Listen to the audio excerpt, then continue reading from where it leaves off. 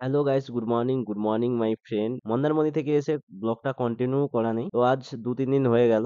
গাড়িটাও ওয়াশ করতে হবে, গাড়িটা অনেক নোংরা হয়ে আছে, আর ছোট ছোট কাজও আছে, সেগুলোও সারতে হবে। তো চলো ফাইনালি সিধা ক্যামেরা মোড়ে দেখা হচ্ছে, চলো রাস্তা যেতে যেতে কথা হচ্ছে। আর বন্ধুরা ফাইনালি ঘড়িতে টাইম এখন 1:45। তো আমি এখন যাব আগে গ্যারেজে, গ্যারেজে গিয়ে গাড়িটা কিছু কাজ করাতে হবে, আর গাড়িটা ওয়াশ করাতে হবে। সর্বপ্রথম কাজটা হচ্ছে ওয়াশ, তো ওয়াশটা করাতে হবে, কেননা গাড়িটা প্রচুর নোংরা হয়ে আছে। গাড়িটা নোংরা হয়ে থাকলে আমার খুব একটা ভালো লাগে না, কেননা শখের গাড়ি, তো আমি একে প্রচুর পরিষ্কার রাখি। আর বন্ধুরা এটা আমার গ্রামের রাস্তা, তো গ্রামের রাস্তাটা তোমাদের দেখে কি মনে হচ্ছে তোমরা কমেন্ট বক্সে জানাতে পারো। আর গ্রামের রাস্তাটা আমাদের প্রচুর সরু, আগে ছিল লাল মরামের রাস্তা, তো এখন কংক্রিটের রাস্তা হয়ে গেছে। এখন প্রায় মানে সব জায়গায় কংক্রিটের রাস্তা হয়ে গেছে, তো এখন আর লাল মোরাম উঠে গেছে, প্রায় লাল মোরাম উঠে গেছে। তো আমি যখন 2016 সালে যখন আমার অ্যাপাচি আরটিআর কিনি টিভিএস এ, তখন লাল মোরাম দিয়ে মানে লাল মোরামের উপর দিয়েই চালাতে হতো, হচ্ছে কেননা ভিতর রাস্তায় ব্লগ বানাতে মন চাইছে। চলো বন্ধুরা ফাইনালি রোডে গিয়ে দেখা হচ্ছে।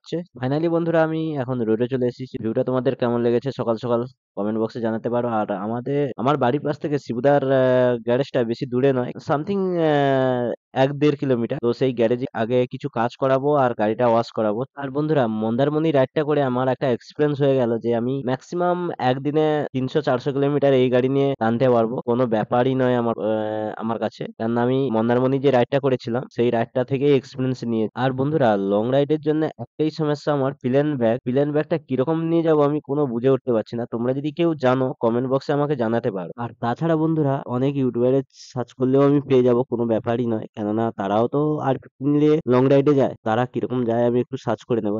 আর তোমরা যদি কেউ জানো তো আমাকে কমেন্ট বক্সে প্লিজ জানাতে পারো। তো চলো বন্ধুরা ফাইনালি চলেই এসেছি সেই গ্যারেজের পাশে, শিবুদার গ্যারেজের পাশেই। ফাইনালি গাইস এখন চলে এসেছি সেই গ্যারেজে। আর গাড়িটা ঢুকেই সঙ্গে সঙ্গে ফর্ম দিয়ে ওয়াশ করছে, তো দেখতেই পাচ্ছ। হ্যাঁ, ফর্ম দিয়ে ওয়াশ হচ্ছে, আর গাড়িটা প্রচুর নোংরা হয়েছিল, তার জন্যই বললাম যে একটু ভালো করে ওয়াশ কর, তাই ও করে দিচ্ছে। আর বন্ধুরা আমি দেখেছি অনেক অনেক গ্যারেজে এখন মানে কি বলবো, ইয়ামার শোরুমে পর্যন্ত সার্ফ দিয়ে ওয়াশ করে, তো এটা উচিত না। আমি অনেক শোরুম ওয়ালাকে বলবো যে এটা করো না, ঠিক আছে? তো তোমাদের কাছে হয়তো দেখা যাবে শ্যাম্পু কেনার পয়সাও নেই, তো আমি বলবো তুমি যার গাড়ি তাকে বলতে পারো যে শ্যাম্পু একটা কিনে নেয়, আমি ওয়াশ করে দিই। আর বন্ধুরা এখানে আমাদের বাড়ির পাশে আমার হোম টাউন এটা বলতে বলতে পারো। তো এখানে আমার গাড়ি ওয়াশ করতে, ফর্ম দিয়ে ওয়াশ করতে রেট নেয় মাত্র 100 টাকা। তো কার কোনখানে কোন জায়গায় রেট সেটা আমি বলতে পারবো না, কারণ আমার মনে হচ্ছে ব্যাটারি রেট নেয়, অনেক কম রেট নেয়, কারণ এখন একটা গাড়ি ওয়াশ করতে 50 টাকা ম্যাক্সিমাম নেয়। তো সেই তুলনায়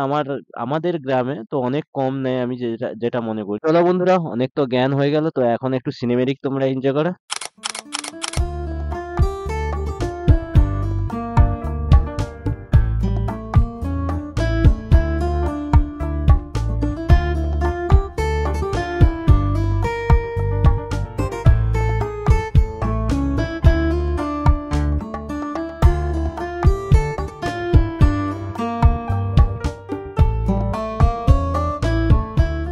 চলো বন্ধুরা ফাইনালি ওয়াশটা শেষ হয়ে গেল, তো চলো এখন একটু ব্যাংকের দিকে আমাকে যেতে হবে, কেননা এইটাই হচ্ছে সব থেকে ছোট কাজ আমার। তো ব্যাংকে অনেক দিন থেকে যাওয়া নাই, তো অনেক দিন থেকে ডাকাডাকি করেছে সেটা যাইনি আমি। তো আজকে যেহেতু টাইম আছে তো ব্যাংকের কাজটা একটু সেরে চলে আসবো। চলো ফাইনালি। আর গাড়িটা ওয়াশ করার পর একটু যেন মানে কিরকম যেন লাগছে চালাতে, যেন ব্রেক প্যাড ট্যাড গুলো একটু ধরছে না সেরকম ভাবে মনে হচ্ছে, তো একটু গরম করে নিতে হবে। ট্রেনে চালিয়ে নিলে ঠিক হয়ে যাবে, কেননা জল টল গুলো থাকে, তো একটু ওগুলো একটু ছুটালে গরম হয়ে গেলে গাড়িটা ঠিক হয়ে যাবে। তো বন্ধুরা বলতে বলতে ফাইনালি চলে এসেছি ব্যাংকে। তো এখন আমি ভেতরে আমাকে ঢুকতেই হবে, কেননা গাড়ি নিয়ে ভেতরে যাওয়াটাই হচ্ছে টাফ ব্যাপার এখানে। হ্যাঁ, এখানে প্রচুর মানে ইলেকট্রিক অফিস আছে, প্লাস এইচডিএফসি, প্লাস এটিএম আছে, অনেক কিছু এখানে আছে। তো ফাইনালি গাড়িটা এখানে রাখতেই হবে। চলো দেখা হচ্ছে ব্যাংক থেকে বেরিয়ে, চলো।